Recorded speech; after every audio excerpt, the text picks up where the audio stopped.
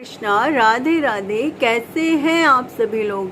मुझे उम्मीद है आप सभी लोग बहुत अच्छे होंगे, खुश होंगे और अपनी अपनी लाइफ में बहुत ही अच्छे से एंजॉय कर रहे होंगे। और हमारे राधे कृष्णा जी की कृपा, हमारे बिहारी जी की कृपा आप सभी पर खूब जम जम कर बरस रही होगी, खूब भर भर कर बरस रही होगी। ठीक है, वीडियो को एंड तक ज़रूर देखिएगा, वीडियो को लाइक शेयर एंड सब्सक्राइब ज़रूर से कीजिएगा। Let's continue, stay connected. बोलिए आप सभी मेरे साथ राधे राधे, प्रेम से बोलिए राधे राधे।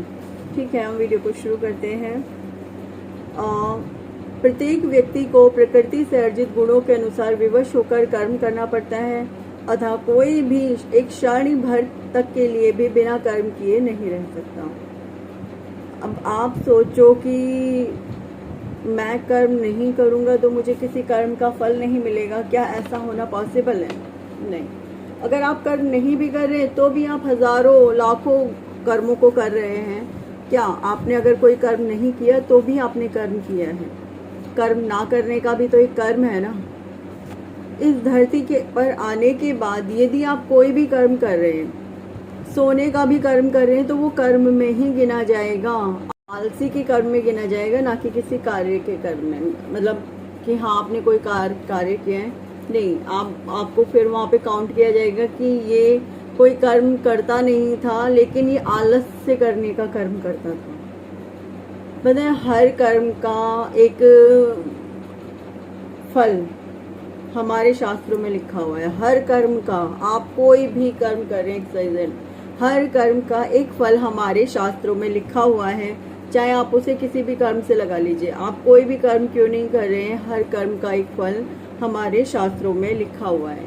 हाँ जी, पूछिए कैसे। अब कल ही मैं एक वीडियो देख रही थी कि उसमें एक व्यक्ति मांस खा रहा था। एक व्यक्ति नहीं, मतलब जो मांस खाने वाले व्यक्ति हैं उनको क्या सजा दी जाती है, किस प्रकार से सजा दी जाती है, मैं वो आपको वीडियो दिखाती हूँ अभी इस वक्त।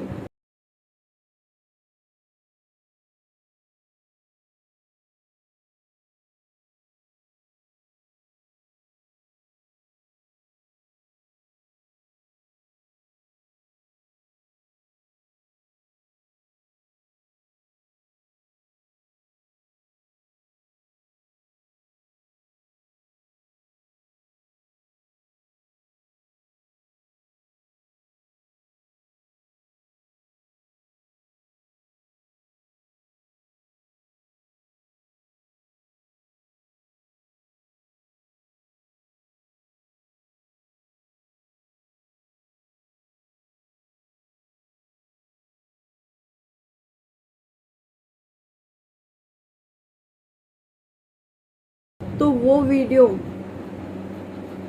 मैंने देखी, आई वॉज शॉक्ड। मैं इस तरीके से शॉक्ड हो गई, क्योंकि हर कर्म का एक फल हमारे इस धरती पर हमारे लिए निहित किया हुआ है। सपोज आपका कोई काम है, अब आलस में आकर के, चलो तबीयत खराब है तब आपने नहीं किया, समझ में आता है, लेकिन यदि आप आलस में आकर के किसी काम को नहीं कर रहे हैं कि नहीं अभी मेरा किसी कोई काम करने का मन नहीं कर रहा इसलिए मैं काम नहीं करूँगी या मैं काम नहीं करूँगा, तो वो जो आपका कर्म ना करना है ना, वो काउंट हो गया कि भाई इसका ये काम था, अपने समय पे करना था और नहीं किया। क्योंकि वो कर्म, जो उस कर्म की जो प्रतिक्रिया है ना, वो औरों को भुगतनी पड़ती है, वो सभी को मिलता है। अब मान लीजिए कोई परचून की शॉप पे कोई काम करने वाला व्यक्ति है, यदि वो कह दे कि नहीं मैं अभी सामान नहीं दे रहा हूँ, मैं 1 घंटे बाद दूंगा क्योंकि मुझे थोड़ा रेस्ट करना है, बिना किसी बात के समय ने रेस्ट करने का, उसने 1 घंटे के लिए, जबकि वो 1 घंटा उसके काम करने का था, लेकिन उसने उस वक्त पे काम नहीं किया, जाकर के आलस से किया। ठीक है, तो क्या होगा, उसे उसकी भी सजा भुगतनी पड़ेगी कि भाई ये काम करने का समय था तुम्हारा और तुमने काम नहीं किया, आलस से किया। ठीक है, अपने कार्यों को नहीं करोगे तो डेट मीन्स आपको तो सजा तो भुगतनी पड़ेगी उस इंसान को।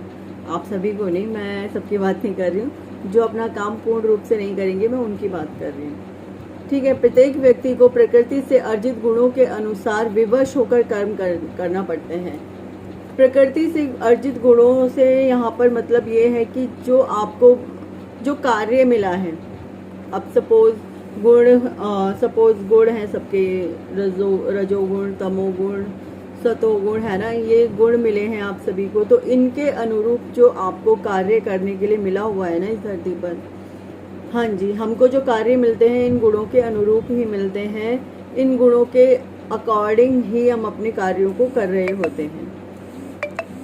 आज के टाइम में लोग कितना मीट मांस खा रहे हैं, सब तामसिक प्रवृत्ति के उसमें आते हैं, सब तामसिक प्रवृत्ति में आते हैं। फिर एक तरफ ईश्वर की आप आराधना करते हैं, ठीक है, आप ईश्वर की आराधना कर रहे हैं, लेकिन आपने जो मांस खाया वो किसी का मार के खाया, ठीक है, और आपने कहा कि वो तो हमें तो मांस मिला है, लेकिन उससे पहले तो वो जीवन था ना, उसके अंदर एक जीवन था जिसको आपने खत्म कर दिया अपने स्वाद के लिए, ठीक है ना। उस दिन मैंने स्वाद के लिए बताया भी था कितना कुछ, कि हम अपने स्वाद के लिए क्या कुछ नहीं करते हैं।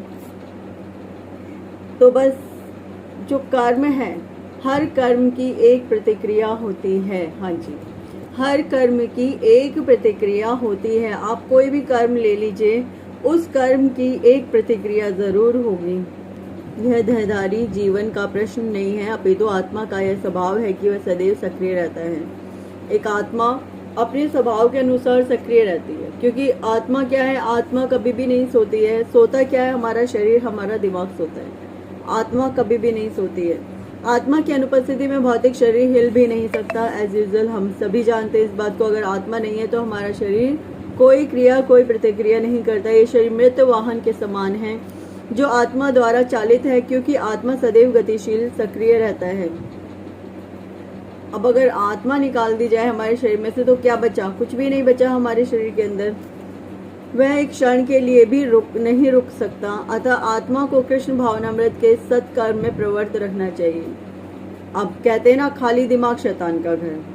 अब अगर आप अपनी आत्मा को सही कार्यों में नहीं लगाओगे तो वो गलत कार्यों में लगेगी, और गलत कार्य तो फिर कोई भी कार्य हो सकते हैं। दिमाग हमेशा उल्टी चीजों में भागना पसंद करता है, ना कि अच्छी चीजों में, ठीक है।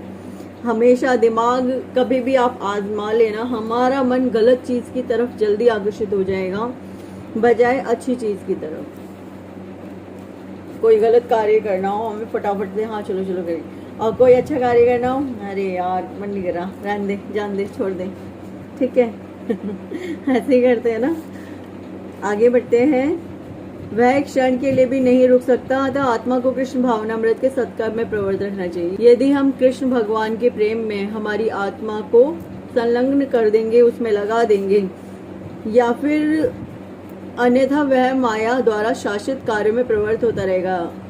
अगर हम अपनी आत्मा को कृष्ण भगवान के प्रेम में लगा देते हैं ना, तो फिर आत्मा इधर उधर भटकना बंद कर देगी, और नहीं लगाते हैं तो फिर वह माया द्वारा शासित कार्य में प्रवृत्त रहेगा। माया के द्वारा आप कहोगे सारी चीजें माया से ही तो ग्रसित हैं, आप भी, हम भी, सब माया से ग्रसित हैं।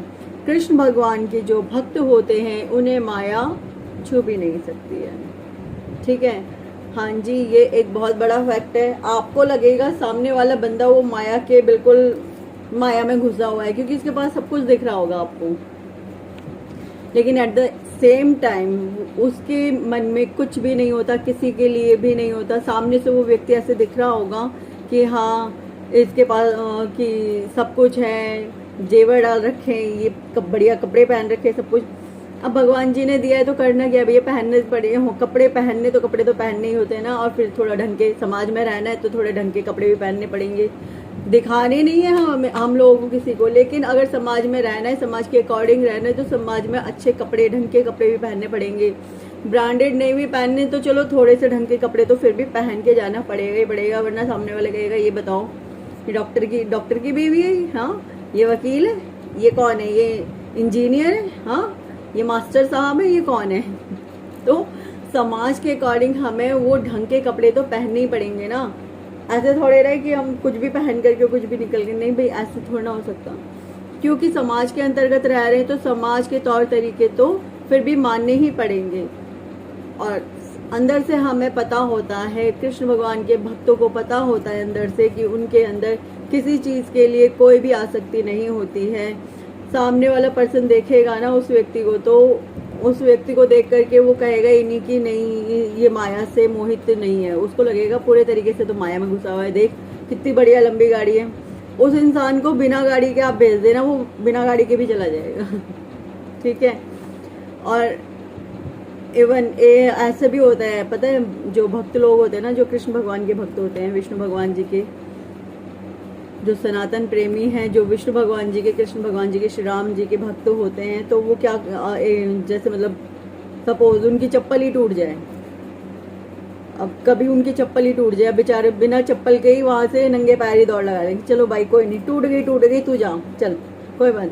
किसी ने कहा भाई अपनी चप्पल ही दे दो, हमको जरूरत है। एक बार तो सोचेंगे, फिर कहेंगे अच्छा चल भाई तू ले जा, तुझे ज्यादा जरूरत है, हम ऐसे ही कर लेंगे अपना।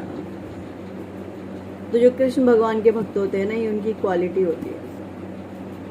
लेकिन सामने से आपको लगेगा कि भाई ये तो पूरे तरीके से माया में घुसे हुए, पूरे तरीके से माया के अंदर घुसे पड़े, जबकि ये कृष्ण भगवान के भक्तों के लिए, श्री विष्णु भगवान जी के भक्तों के लिए जरा भी सच नहीं है। ठीक है। आप दूर क्यों जाते हैं? उद्धव जी कहने के लिए वो पूरे के पूरे उस साम्राज्य के अंदर सारे कार्यभार को संभालते थे, सब कुछ द्वारिकाधीश के हैं, पूरे तरीके से वो देख रेख करने वाले थे, सेनापति थे, सब कुछ थे मतलब वहां पर। लेकिन वो फिर भी एक सिर्फ भक्त थे, और भक्त के अलावा वो कुछ भी नहीं थे, चाहे ईश्वर ने, क्योंकि भैया इस संसार में आए तो कार्य तो करने ही पड़ेंगे, जीविका अर्जित करने के लिए कार्य तो करने ही पड़ेंगे, अपने घर वालों को, अपने आप को संचालित करने के लिए, अपने घर की सभी कार्य व्यवस्थाओं को संचालित करने के लिए हमें कार्यों को तो करना ही पड़ेगा ना। वो कार्य कहाँ जाएंगे? उन कार्यों को तो करना ही पड़ेगा। परंतु जो कृष्ण भगवान के भक्त होते हैं, जस्ट लाइक मैंने आपको अभी अभी उदाहरण दिया उद्धव जी का, तो वो थे पूरे तरीके से, माया उनके आसपास थी लेकिन उनके ऊपर नहीं थी, उस माया का प्रभाव उनके ऊपर नहीं था। आप कृष्ण भगवान के भक्तों को देख लेना, कितना भी दुख आ जाए फिर भी मुस्कुराएंगे, फिर भी मुस्कुराएंगे। ऐसा थोड़े ना दर्द नहीं होता, दर्द तो होता है, दर्द किसको नहीं होता, सबको होता है।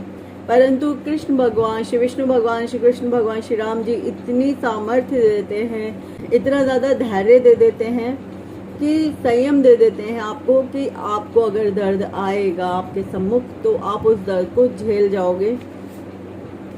ऐसा नहीं है, थोड़ा बहुत तो होता है कि हाँ चलो एक थोड़ी देर के लिए तो हुआ, मन में कुछ लगा, लेकिन फिर जब हम कृष्ण भगवान से प्रार्थना करते तो वो हमारे दर्द को उसी समय विराम देते। जो कृष्ण भगवान के, श्री विष्णु भगवान के भक्त हैं ना, श्री विष्णु भगवान, श्री कृष्ण भगवान अपने भक्तों के उस दर्द को उसी वक्त ही विराम दे देते हैं। ठीक है। तो ये विशेषता है श्री विष्णु भगवान जी की, श्री कृष्ण भगवान की। भाई हमारी कोई विशेषता नहीं, कृष्ण भगवान के, श्री विष्णु भगवान के भक्तों की कोई विशेषता नहीं। विशेषता तो इन्हीं की है, विशेषता तो श्री बिहारी जी की, श्री राम जी की, श्री विष्णु भगवान जी की, श्री राधे कृष्णा जी की है। हमारी कोई विशेषता नहीं है, इनके भक्तों की ऐसी कोई विशेषता नहीं है। विशेषता है तो स्वयं इनकी है, क्योंकि ये क्या करते हैं, जो इनकी शरण में आ जाता है ये उसको पूर्ण रूप से अपना लेते हैं। फिर ये समझ लीजिए उनके भक्तों के दुख तो स्वयं श्री विष्णु भगवान के, श्री कृष्ण भगवान के दुख। ऐसा नहीं है कि उनके भक्तों के दुख उनके नहीं है, उनके भक्तों के जितने भी दुख हैं वो स्वयं उनके दुख हैं। वो ऐसा स्वयं कहते हैं, और सिर्फ कहते नहीं है, उस बात को वो सार्थक भी करते हैं। हाँ जी। अब मेरे पास दिखाने के लिए प्रमाण तो आपको नहीं है, लेकिन सत्य यही है कि जो कृष्ण भगवान के, पता है, जो कृष्ण भगवान के भक्त हैं ना, पूरे तरीके से इनके दीवाने होते हैं, पूरे तरीके से। कारण क्या होता है कि दुख में एक होता है ना, हमें मित्र चाहिए, वो मित्र बनते हैं। हाँ जी। अब मित्र का कार्य क्या होता है, अपने मित्र को उस दुख से बाहर निकालना, उसकी पीड़ा समझ जाना कि हाँ मेरे मित्र की पीड़ा क्या है, वो पीड़ा ये समझते हैं। कोई संसार में आपकी उस पीड़ा का अनुमान नहीं लगा सकता, परंतु वो जो दर्द आपको हो रहा होगा ना, वो स्वयं इनके हृदय में होता है। जिस वक्त श्री कृष्ण भगवान से गांधारी ने कहा कि हे कृष्ण, तुम तो चाहते तो ये युद्ध रोक सकते थे, तुमने क्यों नहीं रोका? तो कृष्ण भगवान यही कह रहे थे उस वक्त कि हे माता, मैं चाहता तो ये युद्ध रोक सकता था, परंतु मुझे जो सही करना था इस धरती पे वो सही होता कैसे। और आपको क्या लगता है कि किसी का अंग कटा तो उसका अंग कटा था? अंग तो स्वयं मेरा कटा था, यानी कृष्ण भगवान का कटा था। यदि किसी की छाती में भाला गड़ा था तो वो छाती मेरी थी, वो किसी और की नहीं थी। यदि किसी को पीछे से वार किया किसी ने तलवार का, तो वो तलवार का घात मेरी ही पीठ पर लगा था, ना कि किसी और की पीठ पर लगा था। कृष्ण भगवान ने स्वयं गांधारी से ये शब्द कहे थे। तब भी गांधारी के समझ में बात नहीं आई थी और उन्होंने कृष्ण भगवान को श्राप दे डाला, परंतु वो श्राप भी दिलवाने वाले स्वयं कृष्ण भगवान ही तो थे। ऐसा थोड़े ना है कि गांधारी की मति अपने आप ही फिर गई थी। वो मति फिरवाने वाले भी स्वयं श्री कृष्ण भगवान थे।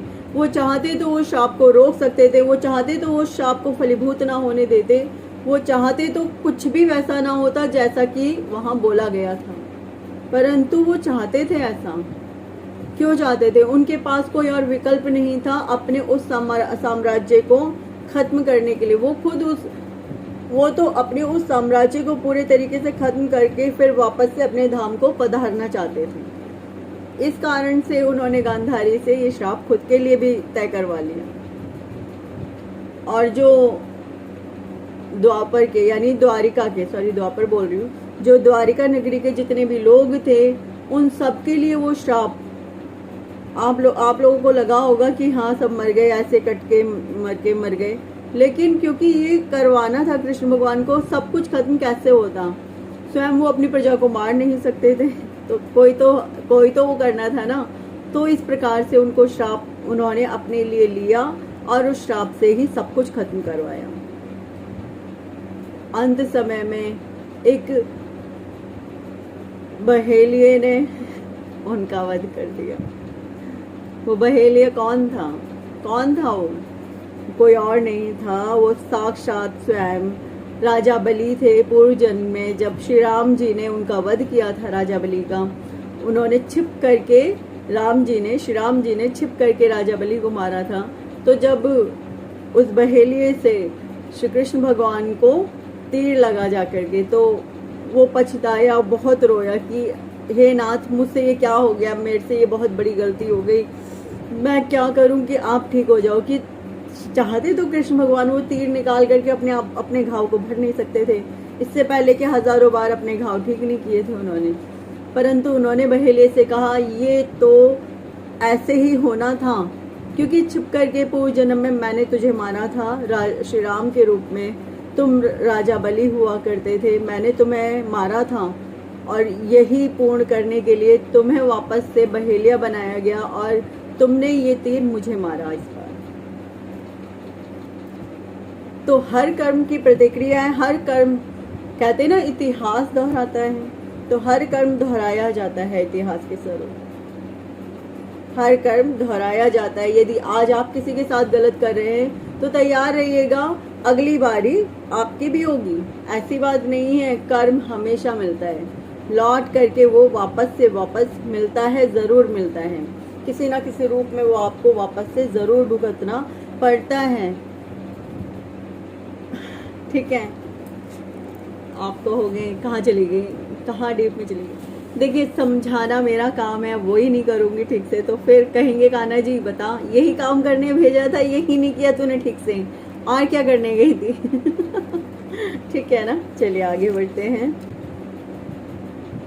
माया के संसर्ग में आकर आत्मा भौतिक गुण प्राप्त कर लेता है और आत्मा को ऐसे आकर्षणों से शुद्ध करने के लिए आवश्यक है कि शास्त्रों द्वारा आदिष्ट कर्मों में इसे संलग्न रखा जाए। किंतु यदि आत्मा कृष्ण भावनामृत के अपने स्वाभाविक कर्म में निरंतर रहता है तो वह जो भी करता है उसके लिए कल्याणप्रद होता है। श्रीमद् भागवत द्वारा इसकी पुष्टि हुई है। यदि कोई कृष्ण भावनामृत अंगीकार कर लेता है तो भले ही वह शास्त्रानुमोदित कर्मों को ना करे अथवा ठीक से भक्ति ना करे और चाहे वह पतित भी हो जाए तो उसमें उसकी हानि या बुराई नहीं होगी। किंतु यदि वह शास्त्र अनुमोदित सारे कार्य करे और कृष्ण भावना भावित ना हो तो ये सारे कार्य उसके लिए किसी लाभ नहीं है। अतः कृष्ण भावनामृत के इस स्तर तक पहुंचने के लिए शुद्धिकरण की प्रक्रिया आवश्यक है। अतएव संन्यास या कोई भी शुद्धिकारी पद्धति कृष्ण भावनामृत के चरम लक्ष्य तक पहुंचने में सहायता देने के लिए है, जो कर्मेंद्रियों को वश में करता है किंतु जिसका मन इंद्रिय विषयों का चिंतन करता रहता है। अब वह निश्चित रूप से स्वयं को धोखा देता है और मिथ्याचारी कहलाता है। अब हम चाहते तो हैं अपनी इंद्रियों को वश में करना, लेकिन क्या ये इतना आसान काम है? हाँ जी, अगर आप कृष्ण भगवान की भक्ति में या श्री विष्णु भगवान की भक्ति में लगते हैं तो ये बहुत आसान काम है। सत्य कह रही हूँ, बिल्कुल सत्य कह रही हूँ। हमारी इंद्रियों को वश में करना अन्यथा बहुत ही सबसे मुश्किल काम है, हमारी इंद्रियों को वश में करना। क्योंकि इतना बड़ा संसार किस लिए चल रहा है? हमारी इंद्रियों की वजह से तो चल रहे हैं। काम इंद्रिय है, इसलिए हर जगह इतनी जनसंख्या बढ़ गई है, ठीक है। क्योंकि खाना मतलब हमारी ये स्वाद इंद्रिय है, हमारी जीवा है, तभी तो हर जगह खाने की इतनी सारी प्रचुर मात्रा हो चुकी है चीजों को लेकर के। सोचिए, सिर्फ ये इंद्रियों की वजह से, केवल इन विषय भोगों की वजह से ही ये समस्त संसार पूरे तरीके से चल रहा है। इतनी बड़ी पृथ्वी पर केवल हमारी इंद्रियों की वजह से ही चीजें इधर से उधर, उधर से उधर लगातार घूम रही हैं। थोड़ा सा विचार कीजिएगा, थोड़ा सा विचार कीजिएगा। बहुत बड़ी बात है जो छोटे से रूप में समझा रही हूँ कि यदि आपकी ये इंद्रियां ना हो, यदि हमारी ये इंद्रियां ना हो, तो ये कोई भी कार्य इस धरती पर नहीं होगा जो आज किया जा रहा है, सिर्फ और सिर्फ हमारी इंद्रियों की वजह से। आंखें हैं इसलिए सब कुछ देख रहे हैं, हमारी आंखें तो है ना, ये भी तो देखने का कार्य कर रही है। हमारे कान हैं जो सुन रहे हैं पूरे तरीके से। म्यूजिक किस लिए बना? हमारे कानों के लिए बना ही म्यूजिक। कान ना हो तो क्या हम डांस कर लेंगे म्यूजिक पर? बताइए, कान ना हो तो क्या हम डांस कर पाएंगे म्यूजिक पर? ये आंख ना हो तो हम ये डांस देख सकते हैं क्या? इतनी ये बेशुमार चीजें, हम कुछ भी देख सकते हैं यदि हमारी आंखें ना हो किसी की तो। हाँ, किसी के हाथ ना हो तो वो किसी काम को करने में सक्षम है तरीके से। तो ये जितने भी कार्य है ना, केवल और केवल हमारे एक शरीर के लिए, हमारे इन इंद्रियों के लिए है, अन्यथा कोई भी कार्य नहीं हो इस संसार में। अब इसी के अपोजिट अगर आप अपनी इंद्रियों को वश में कर लेते हैं, कुछ हो ना हो, दैट इज ओके। हाँ जी, कुछ हो ना हो, दैट इज ओके। सिर्फ इंद्रियों को वश में कर ले, लेकिन इंद्रियों को वश में करना इतना आसान कार्य कभी भी नहीं है। लोगों को जन्मों लग जाते हैं इंद्रियों को वश में करते करते। मैं जन्मों की बात कर रही हूँ, कुछ सालों की बात नहीं हो रही है, यहाँ पे जन्मों की बात हो रही है। और यहाँ कृष्ण भगवान की भक्ति में आ जाइए, श्री विष्णु भगवान की भक्ति में आ जाइए, विद इन अ मंथ आपकी सारी इंद्रियां कंट्रोल हो जाएंगी। विद इन अ मंथ आपको कुछ नहीं करना पड़ेगा, भाई इन्हीं के जाके पैर दबा लो थोड़े से, इन्हीं के जाके थोड़ी चापलूसी कर लो, इन्हीं की जाकर के थोड़ा सा भक्ति कर लो, बाकी तो सब अपने आप हो जाएगा। फिर कुछ करने की आवश्यकता नहीं है आपको, कुछ सोचने की आवश्यकता नहीं है, कुछ करने की आवश्यकता नहीं। कोई दर्द हो, बोलो कि आज कृष्ण भगवान ऐसे ऐसे परेशानी है, कुछ करो, कुछ ठीक, सब ठीक करो, बस ये अपने आप ही देख लेते हैं। आपको कोई दिक्कत है आपके व्यापार से रिलेटेड, आपकी जॉब से रिलेटेड, इनको बोलो, ये सब ठीक करते हैं। आपको कोई भी परेशानी है अपने घर में, अपने आहर बाहर, बाजू बाजू, जो भी आपको दिक्कत लगती है, इनसे बोलो, ये सब ठीक करते हैं। और आप कहोगे हाँ ऐसे तो दुनिया में कोई परेशानी नहीं। हाँ जी, अगर इनसे आप अपनी परेशानी बोलोगे तो आपको संसार में कोई परेशानी ही नहीं होगी। फिर इनके भक्तों का एक स्वभाव ये भी होता है, ये इनके भक्तों का स्वभाव ये होता है कि जो परेशानी है वो उसको कहते हैं हाँ ठीक है, हमारे कृष्ण भगवान है वो देख लेंगे, हमें कोई परेशानी नहीं है। हमारे विष्णु भगवान है वो देख लेंगे, हमें कोई परेशानी नहीं है। हमारे श्री राम जी हैं वो देख लेंगे, हमें कोई परेशानी नहीं है। ठीक है, जो इनके भक्तों का स्वभाव वो ऐसा होता है। तो जो कर्मेंद्रियों को वश में तो करता है, किंतु जिसका मन सदैव इंद्रिय विषयों को का चिंतन करता रहता है। अब कर्मेंद्रियों को वश में करना तो चाहते हो, परंतु सदैव इंद्रिय विषयों का चिंतन कर रहे हो, तो वह निश्चित रूप से स्वयं को ही धोखा देना हुआ।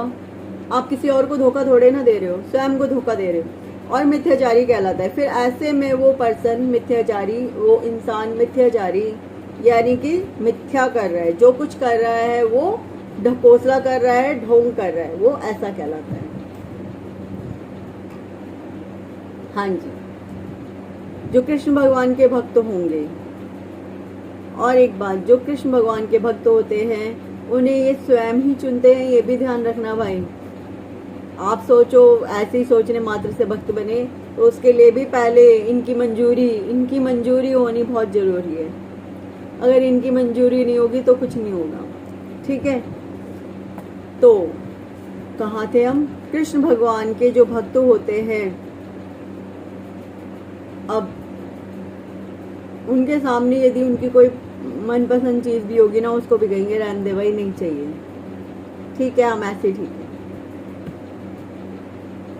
ये कृष्ण भगवान के, श्री विष्णु भगवान के, श्री राम जी के भक्तों की विशेषता है कि ये स्वयं श्री राधे कृष्ण जी, श्री बिहारी जी, श्री विष्णु भगवान जी, श्री राम जी, ये स्वयं से ही अपने भक्तों की इंद्रिय और विषय भोगों को खत्म कर देते हैं। मतलब अपने भक्तों के मन से विषय भोगों की आसक्ति बिल्कुल खत्म कर देते हैं। ऐसा थोड़े ना कि जो इनके भक्त होते हैं उनको कोई चीज अच्छी नहीं लगती है। भाई खाने को मिलेगा तो क्यों नहीं खाएंगे, अच्छा लगता है खाना, तो सबको अच्छा लगता है। परंतु यदि नहीं मिल रहा है तो इट्स ओके है, पूरे तरीके से ओके है।